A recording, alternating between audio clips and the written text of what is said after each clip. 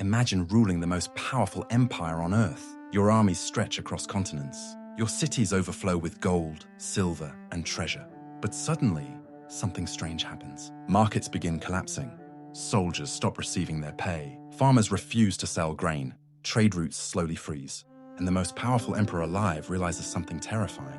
He doesn't control the empire anymore, because behind the scenes, hidden from ordinary people, there exists another system of power.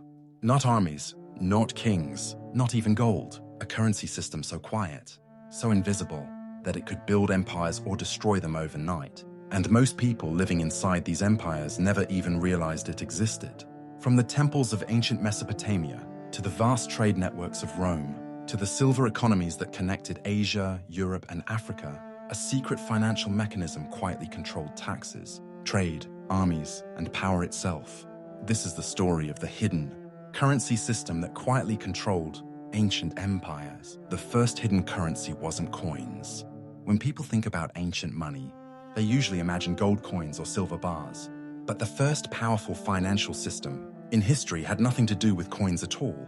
It began more than 5,000 years ago in the ancient cities of Mesopotamia. In places like Babylon, and Lagash, the economy revolved around something surprisingly simple. Grain, barley, wheat, and other crops were stored in massive temple warehouses. Farmers brought harvests. Workers received rations. Merchants paid taxes. But here's the important part. Instead of carrying sacks of grain everywhere, people began using recorded balances. Temple scribes wrote clay tablets recording how much grain someone owned, owed, or could claim later. In other words, money became something new. A number recorded in a ledger. You didn't need to hold the grain. You only needed proof that the system said you had it. This early accounting system allowed massive cities to function, but it also created something powerful. Those who controlled the records controlled the economy, and that meant temples and ruling elites could quietly control wealth across entire regions. Money became power without being seen. This hidden financial system had a strange effect. People believed wealth came from land, gold, or livestock, but the real power was slowly shifting toward institutions that managed debt and accounting. Temples became the first financial centers of civilization. They issued loans to farmers. They financed trade journeys. They collected taxes. If a farmer had a bad harvest, the temple might lend grain, but that grain had to be repaid with interest. Over time, entire communities could become trapped inside webs of debt. And when debts became too large, rulers occasionally had to declare debt cancellations just to prevent society from collapsing. These debt resets weren't acts of generosity.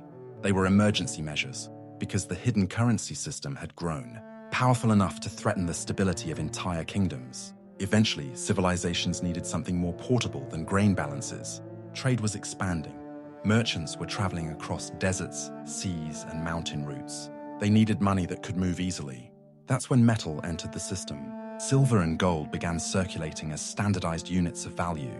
But here's something most people don't realize. Coins were not immediately the dominant form of money. For centuries, most economic activity still ran on credit and accounting systems. Coins mainly served armies and long-distance traders. Meanwhile, farmers, craftsmen, and merchants continued relying on recorded balances and debt contracts. In other words, even after coins appeared, the real currency system remained mostly invisible. It lived inside contracts, ledgers, and promises. As empires expanded, trade networks stretched thousands of miles. Spices moved from India to the Mediterranean. Silk traveled across Central Asia. African gold flowed north into Middle Eastern markets. Moving physical money across these distances was dangerous. Caravans could be robbed. Ships could sink. So merchants invented another powerful financial tool, letters of credit. Instead of carrying large amounts of gold, traders carried written guarantees issued by trusted financial houses. A merchant could deposit wealth in one city and withdraw it in another. This system functioned surprisingly like modern banking. Money could move across continents without physically moving at all, and those who controlled these credit networks gained enormous influence over trade. As states grew larger, their governments became deeply dependent on financial systems. Armies needed regular pay. Cities required massive grain shipments. Roads, temples, and ports had to be funded. This meant rulers needed a reliable way to collect taxes and distribute wealth. Currency became the engine that made imperial systems possible. But it also created a dangerous weakness. Because if the currency system failed, the empire itself could begin collapsing. One of the most dangerous threats to ancient economies was something surprisingly simple: currency debasement. When governments ran out of money, they often tried a clever trick.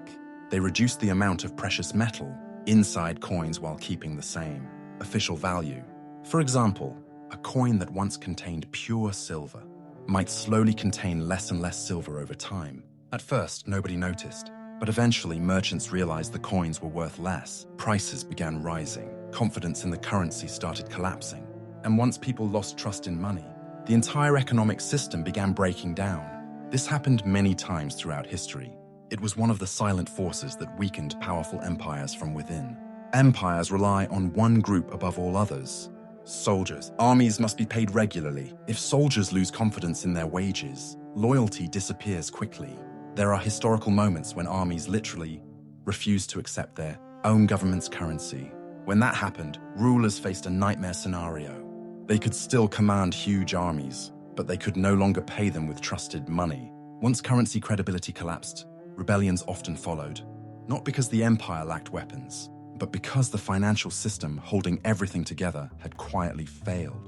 Perhaps the most fascinating part of ancient financial systems is how global they became.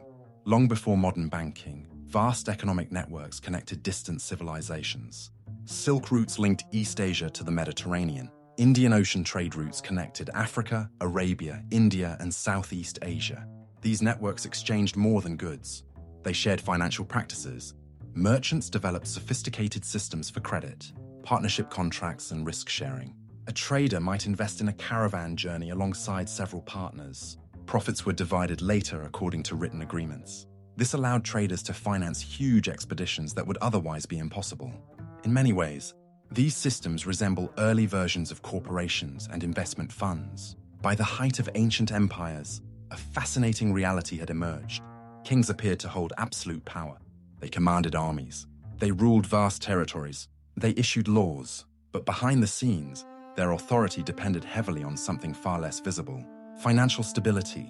If tax systems failed, governments collapsed. If trade networks stopped, cities starved. If currency lost value, soldiers rebelled.